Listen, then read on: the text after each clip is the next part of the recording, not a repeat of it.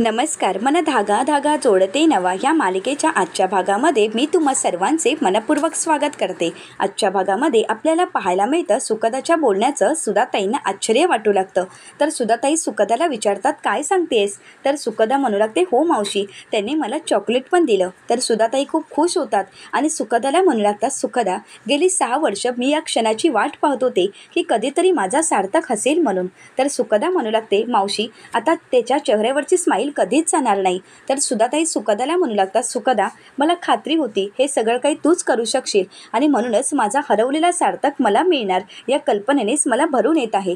तर त्यानंतर सुधाताई म्हणू लागतात, सुखदा, खरंच मला खूप बरं वाटत आहे आणि आज तू जे मागशील ते मी देणार आहे. अगं बोल ना, तुला काय हवं आहे ते फक्त तू सांग. तू जे काही मागशील ते मी नक्की देईन. तर सुखदा म्हणू लागते, अगं मावशी, मला काय हवं आहे? अगं फक्त तुझ्या चेहऱ्यावरचा आनंद आणि या घरातील व्यक्ती आनंदात राहावी एवढंच मला वाटत आहे.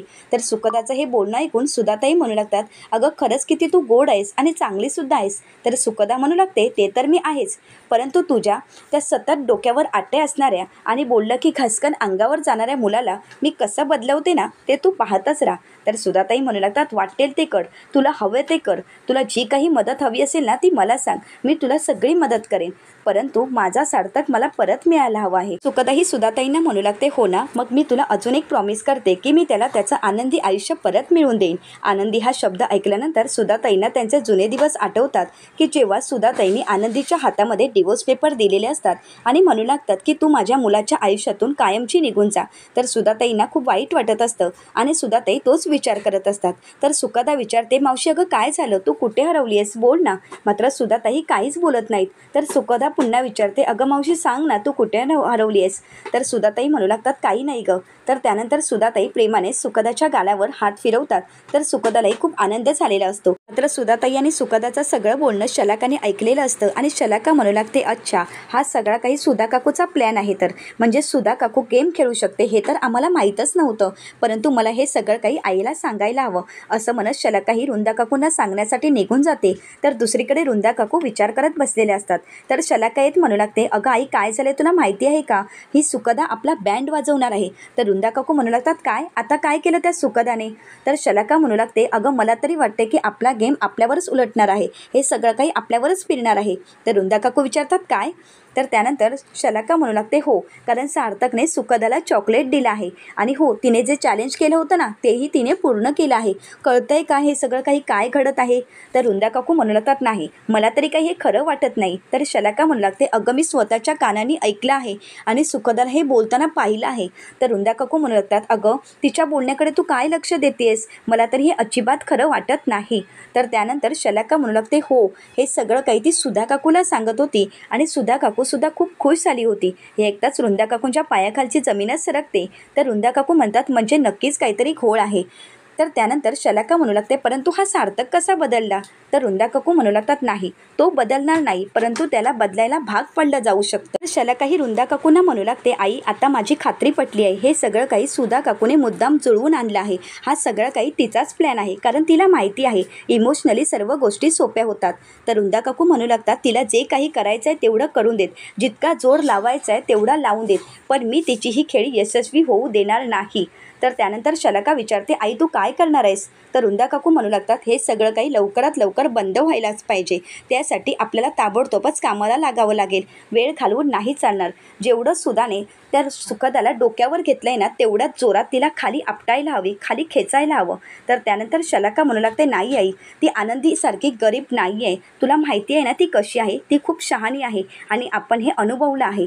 तर रुंदा काकू म्हणू लागतात, परंतु आपल्याला हे सगळं काही सावधपणे करायला हवं. सुखदाशी लढाईच्या अगोदर ती किती खोल पाण्यात आहे याचा आपल्याला अंदाज घ्यायला हवा. तर दुसरीकडे पाहायला मिळतं सुखदाने सर्व जेवण बनवलेलं असतं आणि सर्वांसाठी ती जेवण घेऊन येत म्हणू लागते, चला सर्वांनी जेवून घ्या, तुम्हा सर्वांसाठी गरमागरम पुऱ्या, आजचा मेनू खरंच खूप खास आहे आणि खूप मेहनत करून मी बनवला आहे. भाजी, पुरी, छोले, वरण, श्रीखंड, वरण भात सगळं काही आहे आणि त्यावर साजूक तूप, तुम्हा सगळ्यांना आवडेल ना? तर त्यानंतर आकांक्षा म्हणू लागते, हो, आम्हाला खरंच खूप आवडणार आहे आणि तसं बघायला गेलं तर छोले तर दादाचे खूप आवडते आहेत, त्याचे फेवरेट आहेत. आई तर रोजच बनवत असते. हे ऐकून सुखदाला खूप आनंद होतो. सुखदा विचारते, हो का मावशी?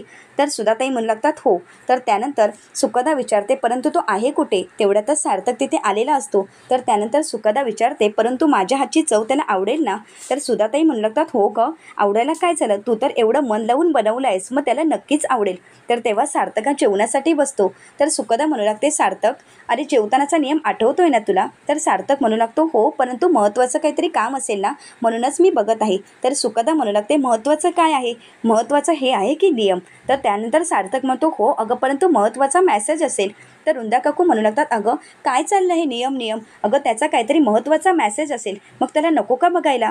तर सुखदा म्हणू लागते, अहो पण आजी, अरे सॉरी, यांना बघितलं ना की मला नेहमीच आजीच का आठवते? माझ्या तोंडातून नेहमी आजी हाच शब्द निघतो. आंटी, शलाकाने सुद्धा मोबाईल ठेवलाच आहे ना? मग त्यानंतर सुखदाही सार्थकला म्हणू लागते, सार्थक, अरे कितीही महत्त्वाचं काम असलं तरी जेवताना मोबाईल नाही बघायचा. सार्थक मात्र शांत होतो. तेव्हा मात्र शलाका आणि वृंदा काकूंना खूप आनंद झालेला असतो. वृंदा काकू मनाशीच म्हणू लागतात, आता काही हिचं खरं नाही. तर शलाका मनातून खुश होत म्हणू लागते, आता सार्थक हिला काहीतरी बोलणारच. परंतु सार्थक शांतपणे मोबाईल टेबलवर ठेवतो. हे पाहून त्या दोघींनाही आश्चर्य वाटतं. ती दोघंही आश्चर्याने सार्थककडे पाहू लागतात. सार्थक शांतपणे मोबाईल तिथे ठेवतो आणि जेवणाला सुरुवात करतो. ते पाहून वृंदा काकूंना मात्र खूप राग आलेला असतो. वृंदा काकू रागाने सुखदा आणि सार्थककडे पाहू लागतात. शलाकाही रागानेच म्हणू लागते, आता 4 दिवसाच्या पाहुण्या म्हणून घरात आलेली माणसं हळूहळू या घराचा ताबाच घेतात की काय, असंच वाटायला लागलं आहे. तर सर्वजण शलाकाकडे पाहू लागतात. तर शलाका म्हणू लागते, नाही म्हणजे लक्षणं तर तशीच दिसत आहेत. तर सार्थकला मात्र शलाकाच्या बोलण्याचा खूप राग आलेला असतो. सार्थका रागाने शलाकाकडे पाहू लागतो. तर त्यानंतर सुखदा म्हणू लागते, तुम्ही असं का बोलत आहात? असं माझ्या मनातही नाही आहे आणि मी काय या घराचा ताबा घेईन? मी तर फक्त 4 दिवसांची पाहुणी आहे. प्लीज तुम्ही असा गैरसमज करून घेऊ नका. तर त्यानंतर आदर्श म्हणू लागतो, चला सर्वांनी जेवून घेऊया, खरंच खूप जेवण मस्त झालं आहे. तर त्यानंतर शलाका म्हणू लागते, का तू विषय का चेंज करतोयस? हिला बोलल्यानंतर तुला विषय चेंज करायचा असतो का? अरे ही 4 दिवसासाठी म्हणून या घरात आली आहे, परंतु मलाच कळत नाही आहे या घरात नक्की काय चाललं आहे. या घरातल्या माणसांची किंमत कचऱ्यासारखी झाली आहे. त्यांना तर काही व्हॅल्यूच नाही आहे आणि बाहेरून आलेल्या माणसांना डोक्यावर बसवलं जाते आहे. हे ऐकून सुखदाला खूप वाईट वाटतं. तर सुखदा म्हणू लागते, तुम्ही सर्वांनी जेवून घ्या, मी आलेच. तर सार्थक म्हणू लागतो, थांब सुखदा. तर त्यानंतर शलाकाही रागाने सार्थककडे पाहू लागते. तर सार्थका शलाकाला म्हणू लागतो, शलाका, माणसांची किंमत ही त्यांच्या कर्मावरून कळते. जे काही झालं आहे ते तुमच्या कर्मामुळे झालं आहे आणि जे काही तुमच्या वाट्याला आलं आहे ते तुम्हाला भोगायचं आहे. त्यामुळे कुठलीही कंप्लेंट नको आहे. तर सुखदा तिथून जात असते. तर सार्थक म्हणू लागतो, सुखदा तुला कुठेही जायची गरज नाही. तर सुखदा म्हणू लागते, अरे सार्थक. तर त्यानंतर शलाकाला मात्र खूप राग आलेला असतो. तर वृंदा काकू सार्थकला म्हणू लागतात, सार्थक, अरे शलाका ही तुझी बहीण आहे आणि कुठल्याही पाहुण्यांसाठी 4 दिवसांच्या पाहुण्यांसाठी तू तुझ्या बहिणीला बोलणार आहेस का? तर सार्थक म्हणतो, हो का, माझी बहीण, परंतु ती वागताना कधी वाटलं नाही आणि तिला तिचं वागणं कळत नाही आहे का? तिने काय केलं आहे हे तुम्हाला माहीत नाही आहे का? मला आता तोंड उघडायला लावू नका. मी फक्त बोलत आहे. परंतु दुसरा तिसरा जर कोणी असताना तर त्यांनी काय केलं असतं ना त्याचा तुम्ही विचारही केला नसता. हे ऐकताच वृंदा काकूंना खूप राग येतो. वृंदा काकू उठतात आणि म्हणू लागतात, ऐकवलंस ना, शेवटी ऐकवलंसच की आम्ही या घरामध्ये आश्रित आहोत. अरे आश्रित आहोत हे आम्हाला माहिती आहे, परंतु एखाद्या पाहुण्या मुलीमुळे आम्हाला तू असं बोलणार आहेस का? अरे आम्ही या घरामध्ये कशाला राहतोय ना हेच आम्हाला कळत नाही. आमची या घरामध्ये काय अवस्था आहे ना ती आम्हाला माहिती आहे. वृंदा काकू नाटक करत म्हणू लागतात, अहो बघताय ना तुमचा पुतण्या आम्हाला किती त्रास देत आहे. आमचा या घरामध्ये अगदी छळ होत आहे. या मुलाला तर आमची काही किंमतच नाही आहे, त्याला तर काही फरकच पडत नाही आहे. परंतु तुमचा हा पुतण्या तो तर आम्हाला किंमतच देत नाही आहे. तिथे भाऊजी असतील तर त्यांनाही दाखवा सार्थक आमच्याशी कसा वागत आहे. सार्थकची वागणूक भाऊजींनाही कळू देत. तर त्यानंतर शलाका म्हणू लागते, सार्थक तू जे काही बोलत आहेस ते चुकीचं आहे. तर त्यानंतर सार्थका शलाकाला विचारतो, शलाका आता तू मला शिकवणार आहेस का चूक आणि बरोबर?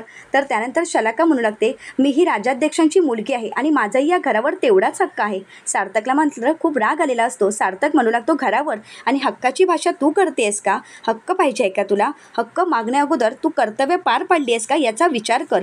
अगं या घरात राहतेस म्हणजे काहीतरी जबाबदारी असतेच ना. या घरच्या माणसांची काळजी फक्त तुला सतत त्यांच्यामध्ये लुडबुड करायची असते आणि वाद निर्माण करायचे असतात. आता म्हणतेस की तुला या घरावर हक्क हवा हवं आहे? अगं हक्क मागण्या अगोदर तू जे काही केलं आहेस ना ते विसरली आहेस का? तर त्यानंतर शलाका म्हणू लागते, मी काही विसरली नाही आहे, परंतु ज्याने केला आहे तो भोगत आहेच ना. परंतु आम्ही आश्रित आहोत हे प्रत्येक वेळी तू आम्हाला बोलून दाखवणार आहेस का? तर सार्थक म्हणू लागतो, तुम्ही जे काही वागलाय ना त्यावरून तुम्ही आश्रितच आहात हे तुमच्याही लक्षात यायला हवं. तर त्यानंतर वृंदा काकू रागाने तिथून निघून जात असतात. तर सुधाताई म्हणू लागतात, थांब वृंदा. मात्र वृंदा काकू काही थांबत नाही. तर शलाका म्हणू लागते, सार्थक तू जे काही वागत आहेस ते चुकीचं आहे. तर सार्थक म्हणू लागतो, मला काही फरक पडत नाही, कारण मी जे काही वागत आहे ते अगदी बरोबर आहे. तर त्यानंतर सुधाताई शलाकाला म्हणू लागतात, शलाका वृंदाला जेवणासाठी घेऊन ये. तर शलाका म्हणू लागते, नाही, आम्हाला या घरामध्ये जेवायची इच्छाही नाही. ज्या घरामध्ये आमचा प्रत्येक वेळी अपमान केला जातो, पाणउतारा केला जातो, त्या घरामध्ये आम्हाला जेवायचं नाही, असं म्हणत शलाकाही तिथून निघून जाते. तर त्यानंतर हळूहळू सर्वजणच तिथून निघून जातात. त्यामुळे सुखदाला खूप वाईट वाटू लागतं. आकांक्षाला सुखदा म्हणू लागते की हे सगळं काही माझ्यामुळे झालं आहे ना. तर आकांक्षा म्हणू लागते, नाही ग, या घरामध्ये असंच असतं, कधी ना कधी हे वाद होतच असतात आणि हे ड्रामे नेहमीचेच असतात, त्यामुळे तू स्वतःच्या मनाला लावून घेऊ नकोस. तर त्यानंतर आकांक्षा विचारते, आता काय करायचं? तर सुखदा म्हणू लागते, या सर्वांना एकत्र आणायचं. तर आकांक्षा विचारते, कसं शक्य आहे? तर सुखदा म्हणू लागते, शक्य आहे. तर दुसरीकडे सार्थक आपल्या रूममध्ये येतो. सार्थकला या सगळ्या गोष्टीचा खूप त्रास होत असतो. सार्थक आनंदीचा फोटो घेतो आणि आनंदीच्या फोटोकडे पाहत खूप रडत असतो. त्याला खूप वाईट वाटत असतं आणि त्याचवेळी तिथे सुखदा आलेली असते. सुखदा सार्थकला आवाज देत म्हणते, सार्थक काय आहे, तू मला बोलवलं आहेस का? तर सार्थक म्हणू लागतो, मी का तुला बोलवेन? तर सुखदा म्हणू लागते, कदाचित मला भास झाला असावा. तर त्यानंतर सार्थक म्हणू लागतो, परंतु तुला भास झाला मला काय माहिती? तर सुखदा म्हणू लागते, ठीक आहे, तू मला बोलवलं नाहीस, परंतु मी तुला बोलवते. तर सार्थक विचारतो, काय झालंय, तू डोक्यावर पडली आहेस का?